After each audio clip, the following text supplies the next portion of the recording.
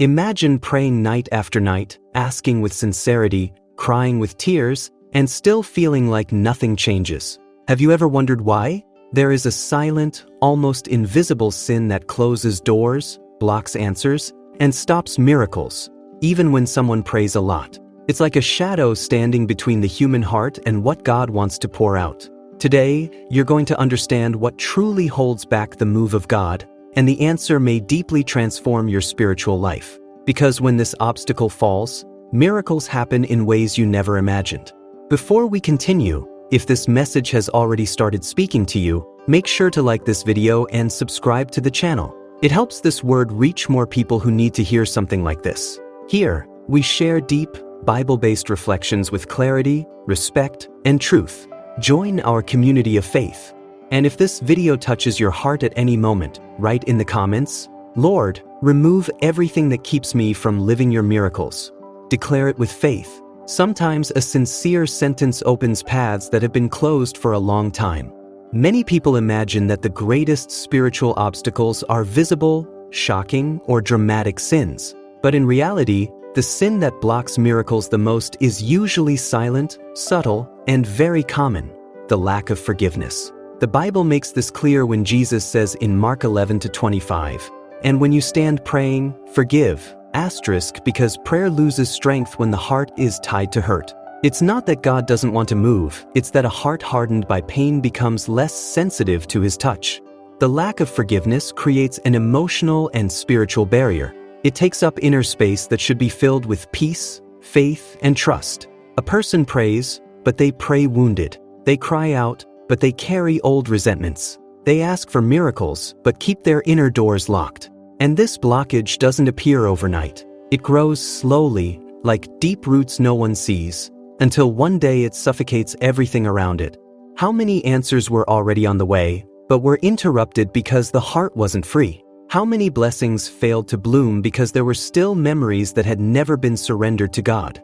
Do you feel something inside you confirming this? The lack of forgiveness doesn't just hurt. It distorts the way we see God, the world, and even ourselves. When the heart is wounded, prayer stops being a living conversation and becomes a heavy outcry filled with frustration. It's like trying to light a flame outdoors during a storm. No matter how hard you try, the wind puts it out before it can burn. Jesus taught in Matthew 6-14 and 15 that forgiveness releases the flow of grace. It's not about deserving anything. It's about freedom. Without forgiveness, the soul stays stuck in the past, and a trapped soul struggles to receive what God wants to bring. A person prays for healing but still holds on to memories that hurt. They pray for restoration but keep alive the pain that destroys them from the inside. That's why many Christians say, "I feel like my prayers hit the ceiling and come back." It's not a lack of faith. It's not a lack of effort. Many times, it's an emotional wound that has become a spiritual wall. And God, in His mercy, doesn't ignore that wall. He wants to bring it down. But before that, He gently asks, "Are you willing to let it go?" Something powerful happens when the heart decides to release forgiveness. The inner atmosphere changes. The mind can breathe again. The soul becomes calm. Faith, once suffocated by pain, starts growing back. It's like opening the windows of a room that's been closed for years and, for the first time, real light finally enters. Many times, the miracle that felt distant wasn't delayed. It was simply waiting for space to appear. The Bible shows this in the life of Joseph. He had every reason to hold resentment against his brothers: betrayal, abandonment, injustice. But when he finally meets them again in Genesis 45, Joseph chooses to forgive. And it's exactly in that moment of inner freedom that God reveals the purpose behind everything he lived through. Forgiveness opened doors that desperate prayers alone could not have opened. When the heart forgives, it stops holding on to the past and starts holding on to the hand of God. And it's in that simple, yet profound, moment that the miracle finds a way to arrive. Maybe that's why Jesus emphasized forgiveness so strongly. He knew that without it, many miracles would never be fully experienced. Forgiveness is more than an action. It is a spiritual key. Forgiving doesn't mean forgetting what happened. It doesn't mean pretending the pain never existed or downplaying what was unfair. Forgiving is giving to God what you can't carry on your own. It's recognizing that holding on to hurt becomes a weight that steals your strength, your hope, and even your joy. And often, that weight becomes so familiar that we don't even realize we're living under it. Psalm 34:18 reminds us, "The Lord is close to the brokenhearted."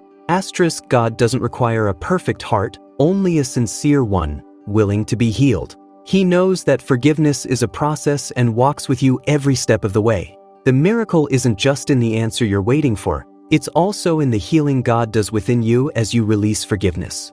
Forgiveness doesn't change the past, but it completely transforms the future.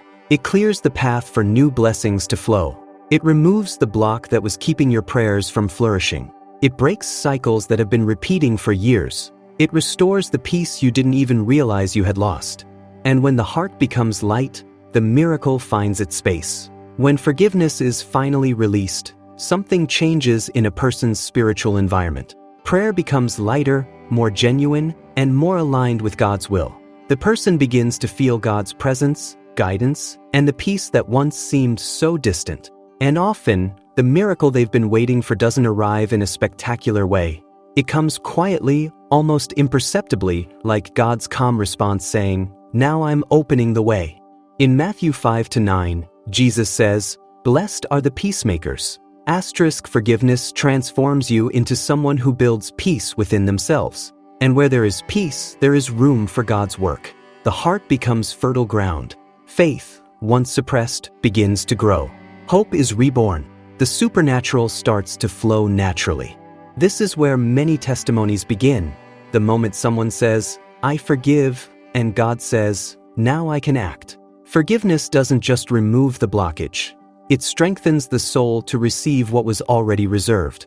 The miracle you've been waiting for might be closer than you think.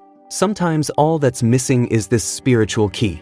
If this message has spoken to you, don't let it die here. Keep it in your heart and live by it. Miracles happen when the heart aligns with God, and forgiveness is one of the most powerful doors to make that happen.